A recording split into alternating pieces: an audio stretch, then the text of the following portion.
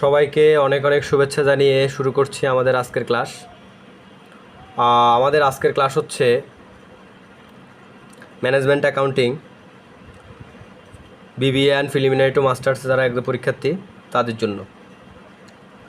Management অ্যাকাউন্টিংয়ের chapter 4 সেটা হচ্ছে cost volume profit relationship, যেটাকে ব্যয় পরিমাণ মুনাফা সম্পর্কে বলা হয়। আমরা এর আগেও কয়েকটা ম্যাথ দিয়েছি, আজকে সম্পূর্ণ নতুন একটা ডিফারেন্ট আইটেমের একটা ম্যাথ দিচ্ছি। যে এই রিলেটেড একটা ম্যাথ যদি আমরা বুঝতে পারি তাহলে আমাদের আরও কয়েকটা এই রিলেটেড ম্যাথ আছে, সেগুলো আমরা ইজিলিভাবে পারবো। তো ম্যাথগুলোর ক্ষেত্রে বিষয়টা হচ্ছে যে আপনাকে বেশি বেশি করে প্র্যাকটিস করতে হবে। প্র্যাকটিস মানে হাতে কলমে করতে হবে। মুখে দেখে যতটা সহজ মনে হয়, আসলে প্র্যাকটিক্যালি পরীক্ষার ফলে এটা আসলে বাস্তবতা ভিন্ন। এই জন্য ম্যাথগুলোকে বেশি বেশি করে করতে হবে আর নিজে নিজে এক্সাম দিতে হবে। যেমন আমি আসলে কি বলবো, মানে আমি আমার পরীক্ষার সময় যে আমি নিজে কতগুলো এক্সাম দিছি নিজে নিজে, মানে এটা আসলে বলে বোঝাতে পারবো না। হ্যাঁ, এরকম এক্সাম দিলে একটা সুবিধা হচ্ছে কি, আপনি নিজে নিজে এক্সাম দিবেন, নিজে নিজে আপনি এরপরে প্রশ্নটা কাটবেন, কাটলে দেখা যায় যে সুবিধা হচ্ছে কি যে আপনি বুঝতে পারতেছেন যে আপনার কোথায় ভুল হয়। আমরা দেখি মনে করি যে আমরা অনেক সময় পারবো, কিন্তু পরীক্ষার ক্ষেত্রে আমরা হয়তো এই সূত্রটা ভুলে গেলাম, যে এটা অল্পর জন্য ভুলে গেছি এই। তো ঠিক আছে, কথা না বাড়িয়ে অঙ্কে চলে যায়। আজকে হচ্ছে প্রবলেম 10। প্রবলেমের প্রশ্নটা একটু পড়ি। The operating result of Nazia enterprise are given below. নাজিয়া এন্টারপ্রাইজের বিষয়গুলা নিচে দেওয়া হয়েছে। প্রথম নাম্বার যে সেল আমাদের 2015 সেলস ফর 2015 অ্যান্ড 2016 15-16 টাকা হচ্ছে 5 লক্ষ অ্যান্ড 8 লক্ষ রেসপেক্টলি, যথাক্রমে আর কি। সেলস হচ্ছে মানে এই বিক্রয়টা 15 সালে এত হয়েছে, 16 সালে এত হয়েছে। প্রফিট ফর 2015 ইজ টাকা 1 লাখ অ্যান্ড ফর 2016 ইজ টাকা 1,75,000। তাহলে কি বলছে, সেলস মানে বিক্রয়টা এত এত হয়েছে, প্রফিটটা আবার এত এত হয়েছে। রিকোয়ারমেন্টটা কি দিছে একটু দেখি। রিকোয়ারমেন্টটা আমাদেরকে দিছে পিবি রেশিও বের করতে বলছে, ফিক্সড কস্টটা বের করতে বলছে। এখন পিবি রেশিওটা আমরা আগেই বলছি যে পিবি রেশিওটা যদি আমরা বের করতে হয়, পিবি রেশিওর একটা সূত্র আছে।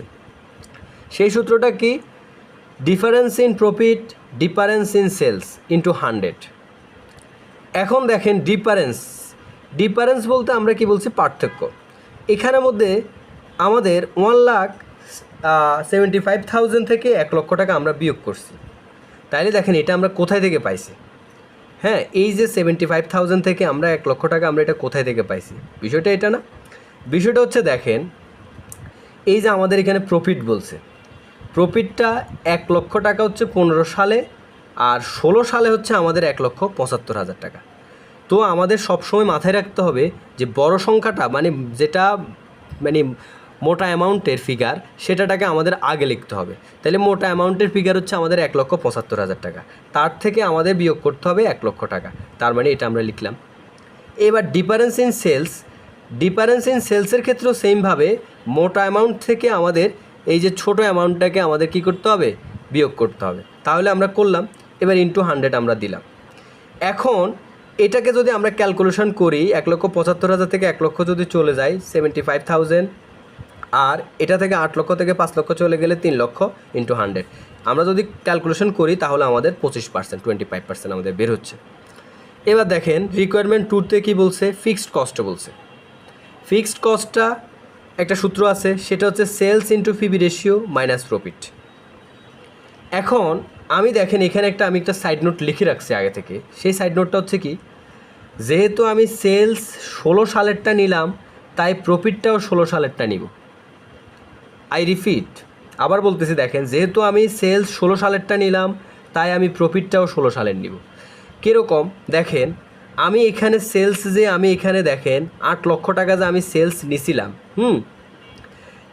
এই যে সেলস 8 লক্ষ টাকা আমি যে 16 সালেরটাই দিয়ে করছিলাম না, এই যে দেখেন এখানে 8 লক্ষ টাকা, 8 লক্ষ টাকা কই, এই তো 8 লক্ষ টাকা। এই 8 লক্ষ টাকাটা দেখেন তো 16 সালের না, এই 16 সালের। আর এই 5 লক্ষ টাকাটা হচ্ছে আমাদের কত, 15 সালের। তাইলে আমি যেহেতু 16 সালের টাকা দিয়ে 8 লক্ষ টাকা আমি করছি, হ্যাঁ, তাহলে আমাদের এই সেলস 8 লক্ষ টাকা আমি লিখলাম। পিবি রেশিও এই যে এখন এখান থেকে বেরোচ্ছে কত 25% দিলাম। এই যে প্রফিটের কথাটা, যেহেতু আমি সেলস 16 সালেরটা নিলাম, তাহলে প্রফিটও আমাকে 16 সালেরটা নিতে হবে। এখন প্রফিট 16 সালেরটা কত দেখেন তো, প্রফিট এই 16 সালেরটা হচ্ছে কত 1,75,000। এই যে 2016 ইজ টাকা 1,75,000, এটাই হচ্ছে আমাদের 16 সালে। তারপর আমরা এটাকে যদি আমরা ক্যালকুলেশন করি তাহলে হচ্ছে 2 লক্ষ টাকা আর 1,75,000 লিখলাম, এটাতে ক্যালকুলেশন করলে আমাদের 25,000 টাকা। এটাই হচ্ছে আনসার। আশা করি বুঝতে পারছেন। এই ম্যাথগুলো খুবই ইজি, 5 নম্বরে থাকে পরীক্ষার ক্ষেত্রে, অনেক সময় 10 নম্বরে থাকে। 10 নম্বরে থাকলে তো কী বলবো, মানে আপনার জন্য গুড লাক, মানে খুব ইজি ম্যাথগুলা। তো এখানে অনেকগুলো সূত্র, কিন্তু আসলে অনেকগুলো সূত্র না, আমি দেখলাম যে প্রত্যেকটা অধ্যায়ের মধ্যে মানে একদম কমন কয়েকটা সূত্র, 4-5টা সূত্র একদম প্রায় আসতেছে। তো যেহেতু এরকম কমন সূত্রগুলো 4-5টা প্রায় আসতেছে, আমরা এই সূত্রগুলোকে আমরা একটু ভালো করে মুখস্থ করে ফেলবো, বারবার লিখে লিখে আমরা এটাকে শিখে ফেলবো। তাহলে আমাদের যে লাভটা হবে কি, আমরা এই সূত্রগুলা অ্যাপ্লাই করে আমরা এই ম্যাথগুলো আমরা খুব ইজিলিভাবে করতে পারবো। ক্যালকুলেশনগুলো আসলে আমরা সবাই পারবো, কারণ যেহেতু এই যে প্রিলিমিনারি টু মাস্টার্স আমরা যারা দিচ্ছি তারা আসলে তো আর ছোটো না যে এদেরকে ক্যালকুলেশন শেখাইতে হবে। তারপরেও আমি আসলে বোঝার ক্ষেত্রে মানে আমি আসলে বুঝাই, সবগুলো একদম ভেঙে ভেঙে আসলে বুঝাই দিচ্ছি আর কি। যদিও এই ধরনের ক্যালকুলেশন এগুলো আসলে বলা লাগে না, এগুলো আমরা আসলে সবাই পারি, তারপরে একটু বুঝাই দিয়ে দিচ্ছি যাদের যদি বুঝতে অসুবিধা হয়। এবার দেখেন নোটের মধ্যে আমাদের কিন্তু একটা লেখা লিখে দিয়েছে, আমরা কিন্তু এই লেখাটা পড়ি না। যেমন কীরকম বলছে দেখেন, আলোচ্য অংশে স্থায়ী ব্যয় নির্ণয় করো 2016 সালের বিক্রয় করা হয়েছে, 15 সালের বিক্রয় দিয়ে করলেও উত্তরটা হবে একই আসবে। দেখুন দেখেন, আপনি যদি বাসায় যদি নিজে নিজে যদি প্র্যাকটিস করেন, যে এখানে আমি 16 সাল দিয়ে করছি না, আপনি 15 সালটা দিয়ে করবেন। ধরেন এখানে 5 লক্ষ টাকা দিবেন, 5 লক্ষ টাকার উপর 25% দিবেন। ধরেন আমি এই যে নিজে আমি আপনাদেরকে দেখাই দিচ্ছি, 5 লক্ষ টাকা ইন্টু 25%, তাহলে হচ্ছে কত আমাদের 1,25,000 টাকা। তাহলে এটা আমাদের কত 15 সালেরটা দিয়ে আমরা করছি না, 1,25,000 টাকা। তাহলে 15 সালের প্রফিটটা কত 1 লক্ষ টাকা, মাইনাস এবার আমি 1 লক্ষ টাকা দিচ্ছি, দেখেন 25,000 টাকা। দেখছেন হয়ে গেছে। মানে আপনি যদি 15 সালেরটা দিয়েও করেন হবে, 16 সালেরটা দিয়েও করলে হবে। এই নোটটা ওরা এখানে আমাদেরকে লিখে দিয়েছে যে আলোচ্য অঙ্কে স্থায়ী ব্যয় নির্ণয় 2016 সালের বিক্রয় ব্যবহার করা হয়েছে, 2015 সালের বিক্রয় দিয়ে করলেও উত্তরটা একই আসবে। তবে লক্ষ্য রাখতে হবে বিক্রয় এবং মুনাফা যেন একই বছরে হয়। এই যে জিনিসটা আমি আপনাদেরকে নিয়ে নিলাম, যে আমি সেলসটা যদি 16 সালের নিই তাহলে প্রফিটটাও 16 সালের নিতে হবে। হ্যাঁ, এবার দেখেন আমরা 11তে যাই। প্রবলেম 11টা আমাদের কি বলছে, প্রবলেম 11টার মধ্যে দেখেন, from the following information calculate a PB ratio b total fixed cost. এখন ইয়ারটা দিয়ে দিছে, আর ইয়ার দেখেন 20-এর এখানে ঘর করে দিছে, এটা আরও সুবিধা। আপনি পরীক্ষার প্রশ্নে এই ঘরটা আপনি নিজেও আসলে দিতে পারবেন, নিজে পরীক্ষার প্রশ্নে ঘরটা দিয়েও যদি ম্যাথটা করেন তাহলে আপনি একটু জায়গাটা মারলো, হ্যাঁ জায়গাটা মারলে একটু বড় দেখাবে, মনে করবে টিচার মনে করবে যে না অঙ্কটা তো অনেক বড়, নাম্বারটা একটু বেশি করে দিই। বিষয়টা এরকম না। তবে চাইলে দিতে পারবেন এটা। দেখেন 2020 সালের যে সেলসটা হয়েছে 2 লক্ষ টাকা, আর 2021 সালে সেলসটা হচ্ছে 4 লক্ষ টাকা। 2020 সালে কস্ট হচ্ছে 1,20,000 টাকা, 21 সাল হচ্ছে 2 লক্ষ টাকা। রিকোয়ারমেন্টটা কী বলছে দেখেন, পিবি রেশিও। আমাদের প্রশ্নের ক্ষেত্রে আমাদের একদম বুঝতে হবে যে আমাদেরকে আসলে করণীয়টা কী, যে আমাদের অঙ্কটা কী করতে বলছে। একটা সার্ট দিয়ে দিছে যে আমরা আসলে এটা কী করব। তো এই জন্য ভালোভাবে বুঝতে হবে যে পিবি রেশিও করতে বলছে না মার্জিন অফ কস্ট বের করতে বলছে না বিপি করতে বলছে। এই জিনিসগুলো একটু আমাদেরকে ভালোভাবে লক্ষ্য রাখতে হবে। আমি পুরো অধ্যায় আসলে অ্যানালাইজ করে দেখলাম যে 4-5টা সূত্রের উপর মানে এই অধ্যায়ের ম্যাথগুলো হচ্ছে। তারপরেও মানে অনেক পোলাপান বলতেছে যে স্যার এই ম্যাথগুলো এখানে বেশিরভাগ সূত্র। হ্যাঁ ভাই, এখন তো আর আমরা ছোট না যে আমাদেরকে একদম মানে এই ছোট ম্যাথ দিবে মানে কি বলবো। হ্যাঁ, তারপরেও আমি মনে করি এগুলো আসলেই খুবই ইজি। মানে এই ম্যাথগুলো খুব আসলে সহজে ম্যাথ দিছে, সূত্রগুলো জানলে এই ম্যাথগুলো খুব ইজিলিভাবে করা যাচ্ছে। এবার আসেন প্রফিট ও ভ্যালিউম রেশিওর ক্ষেত্রে সূত্র হচ্ছে পিবি রেশিওর সূত্রটা আর কি, change in profit divided by change in sales into 100।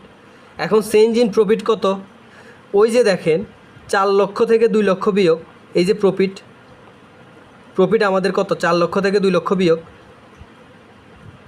এখানের মধ্যে ওরা যে কাজটা করছে, আপনি একটা লাইন বাড়তি করলে এই জিনিসটা আর বুঝতে অসুবিধা হইতো না। যেমন একটা লাইন বেশি বলতে কীরকম একবার করে করা আর কি। তারপর ওরা আসলে করে দিছে। এখন এখানে ওরা দুই জিনিসটাই দিয়ে দিছে, দুইটাই টোটাল দিয়ে দিছে। যেমন দুইটার টোটাল কীরকম দিছে, 4 লক্ষ থেকে 2 লক্ষ টাকা বিয়োগ করছে, আবার মাইনাস দিছে, আবার 2 লক্ষ থেকে 1,20,000 টাকা আবার বিয়োগ করে দিছে। তো আপনি এখানে এই লাইনটা পুরো না করে 4 লক্ষ থেকে যদি 2 লক্ষ যায় তাহলে 2 লক্ষ, আবার 2 লক্ষ থেকে 1,20,000 টাকা গেলে 80,000 টাকা, সে 80,000 টাকা লিখলে একবারে হয়ে যেত এই লাইনটা আর কি। তো এবার হচ্ছে আমাদের change in sales. Change in সেলসের ক্ষেত্রে এই যে 4 লক্ষ থেকে 2 লক্ষ ইন্টু 100। এবার আসেন আমাদের এই দুইটা ক্যালকুলেশন করার পরে আমাদের এটা আসতেছে, আর নিচেরটা করার পরে এটা আসতেছে, আর ইন্টু 100 আমরা দিলাম। এবার এটা ক্যালকুলেশন করলে দেখেন 2 লক্ষ থেকে 80,000 গেলে 1,20,000, আর 2 লক্ষ নিচে বসলো, আর ইন্টু 100। তারপর এটাকে পুরোটাকে ক্যালকুলেশন করলে আমাদের আসতেছে 60%। এই 60%টা হচ্ছে আমাদের প্রফিট অফ ভ্যালিউম, যেটাকে পিবি রেশিও বলা হয়। এবার রিকোয়ারমেন্ট 2টাতে কী বলছে, total fixed cost. Total fixed কস্টটা কি, টোটাল ফিক্সড কস্টটা হচ্ছে এটার একটা সূত্র, সেটা হচ্ছে সেলস ইন্টু পিবি রেশিও, হ্যাঁ, মাইনাস প্রফিট। সেলস আমরা কত জানি, সেলস হচ্ছে 4 লক্ষ টাকা। এবার এটা মাথায় রাখতে হবে যে আমরা যদি 21 সালের আমরা সেলস ধরি, তাহলে 21 সালের কস্টও ধরতে হবে, 21 সালের প্রফিট থাকলে প্রফিটও ধরতে হবে। মানে আমাদের যে জিনিসটাই থাকে, যে জিনিসটা আমরা ধরবো 21 সালের ধরলে ওই 21 সালের সব কিছুই ধরতে হবে। আর যদি আমরা 20 সালের ধরি, ওই 20 সালের আমাদের সব কিছু ধরতে হবে। এখন দেখেন আমি 21 সালের আমি সেলস ধরছি, তাহলে কত, 4 লক্ষ টাকা। আর পিবি রেশিও তো এই যে এখন বেরোচ্ছে 60%, এই পিবি রেশিওটা দিলাম, মাইনাস প্রফিট। এই যে বললাম 21 সালের প্রফিট হচ্ছে কত, 2 লক্ষ টাকা, এই 2 লক্ষ টাকা এখন আবার লিখলাম। তারপর 4 লক্ষর 60% হচ্ছে আমাদের কত, 2,40,000 টাকা, মাইনাস 2 লাখ। এবার ক্যালকুলেশন করলে হচ্ছে কত, 40,000 টাকা। এই 40,000 টাকাটা হচ্ছে আমাদের টোটাল ফিক্সড কস্ট। আশা করি কি বুঝতে পারছেন। এই ম্যাথগুলো খুবই ইজি, চতুর্থ অধ্যায়ে যেটা কস্ট ভলিউম প্রফিট রিলেশনশিপের আর কি। আপনারা বেশি বেশি করে প্র্যাকটিস করবেন, মানে হাতে কলমে লিখবেন। হাতে কলমে করলে দেখা যায় যে কি আপনার আর কোথায় ভুল হচ্ছে, আর এই জিনিসগুলো মানে ঝামেলা হবে না। আমার ভিডিওটা সামনে রেখে একদম হাতে কলমে করা শুরু করে দিবেন, মুখে মুখে না, হাতে কলমে করলে এই ম্যাথগুলো ইজিলিভাবে আপনি করে ফেলতে পারবেন। আর সব ম্যাথের ক্ষেত্রে যে সুবিধা, যে অ্যাকাউন্টিং এবং ম্যাথ ডিপার্টমেন্ট যারা যেগুলো আছে, একটা সুবিধা হচ্ছে কি আপনার এখানে ভালো রেজাল্ট করার একটা মানে বিশাল অপরচুনিটি।